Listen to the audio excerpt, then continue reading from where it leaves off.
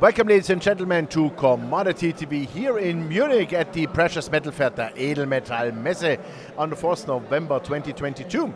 And we are happy now that we can talk and get the opportunity to talk with Gary Cope, the CEO of Barsele Minerals. Welcome and good morning. How are you? Good. Thanks for having me. It's great to be back in Munich. Yeah, absolutely. Long time we have not seen each other. I think it's those 3 years actually. Yeah. At least. Yes. But I think your company performed quite well, and I saw that you have Agnico Eagle as a partner. You have 2.5 million ounces gold now. So how was the year so far for you? Well, I mean, we have a joint venture with Agnico Eagle. So Agnico Eagle is the operator of the project. Mm-hmm. You know, a very well-known, respected miner. Absolutely. And they're drilling away. I think they did 4,000 meters this year, 30,000 the year before, and we're getting ready to put out a bunch more results. Mm-hmm. Super. So Agnico Eagle as a joint venture partner, or as the operator, you said. So as I know Sean, maybe he wants to do another mine there? If you ask me what I think Agnico's objections are, I think their growth is primarily Canada and north, in none of it. I think Sean made that pretty well known, and that's one of the reasons why Barsele has been trying to buy Agnico's 55% out in Sweden is because we think it's not a priority for Agnico to develop in Sweden. They don't have another mine in Sweden, and we think there's other parties that could be very interested in a very big mine in Sweden. Okay. Great jurisdiction. All right. So you have done this year 4,000 meters with them only? That's all they did this year. That's not much. They did they cut their budgets all over the world except for Canada. You know, where they bought Kirkland Lake, and then they've done other JVs, and they've really pumped up the exploration. Has been mostly in Canada. So Sweden has suffered, Finland has suffered, Mexico has suffered of their projects there too. Okay. So what would be the plan then for 2023? I mean, could you infer a bit more and say, no, we want to drill more, or is it strictly with Agnico that they say, no, we do what we say and that's it? Well, that's the way it is now. You know, they set the budgets, and we're fully carried, so we haven't got, we don't have to put up our share. So in that way, it's good. But like I say, we've been in negotiations with Agnico for a couple of years now, trying to buy that out. We think we're getting very, very close. And if we do close on that, you'll see us do a 35,000 meter program immediately. Okay, and you have the money to do that? We will have the money to do that. You will have, okay. Yes. So there's a game plan behind it. There is a full game plan behind it, yes. Okay. And the plan is, and it's been given to us by the project manager, he believes that if we do that in a year to a year and a half, we can take the resource from 2.5 million to maybe 4 to 5 million. Whoa, that's a big statement. Okay. Yes. Well, not too bad. All right. So what are the grades today? What does it look like, your project? The overall grade's about 2.6, 2.7 grams. Part of the project will be open pit mining, part will be underground.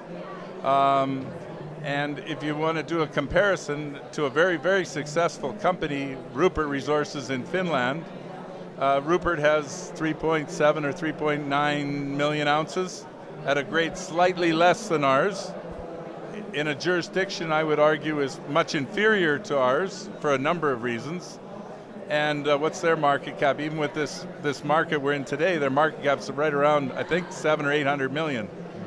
They were over $1 billion. So we think we can get that ounce number up to 4 or 5, which will compare pretty good with them. Our grade is a little bit higher, and our jurisdiction's better. Okay, super.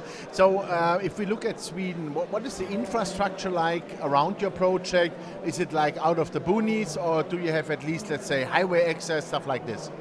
Our project's in what I think, in my experience, is in the best jurisdiction I've ever seen. It's we have a highway that you turn off and drive 5 or 10 minutes off a paved highway right into the middle of the project.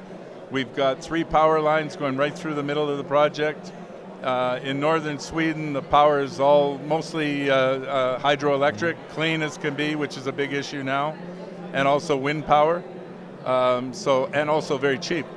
which is another big issue in Europe right now. It's a real big issue here. So, I think one of the crypto companies just did a deal not too long ago with the Swedish government for 1.5 cents a kilowatt.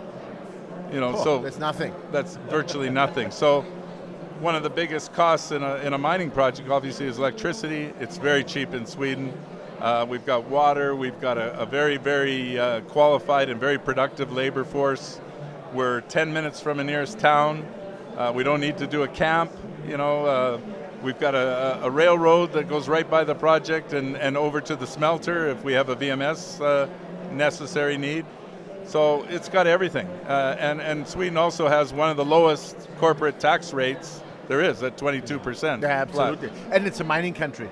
And it's a very favorable, especially in the north. Yes. Yeah, fantastic. Okay. So do you think, or let's put it that way, how high are the chances that you can get Agnico Eagle out? I think the chances are exceptionally good. Yeah.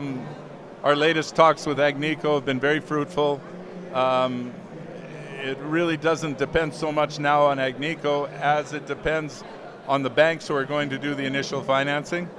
The initial financing we're going to have to do probably 35 million Canadian, which isn't a real big deal, but for a junior explorer, it's a big financing. Absolutely.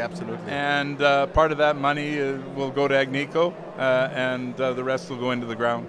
Okay, so they might be still a shareholder then, or have a They will end up being our largest NSR. shareholder. Yeah. Yeah. Because I could imagine they still want to have their foot in the door. Well, they demanded that, so that's been part of the negotiations.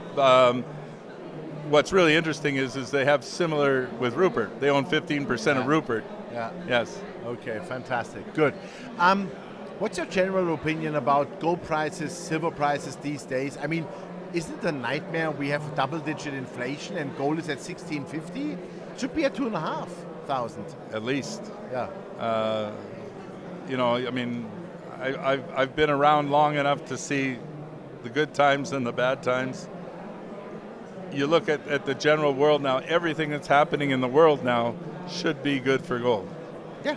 You've got inflation, you've got geopolitical issues, you've got a country that controls the gold price in the United States whose debt is out of control. Yeah. U.S. dollars should be way less, and it will be, but who knows when that's going to happen. Hopefully soon, because gold's due for a big run.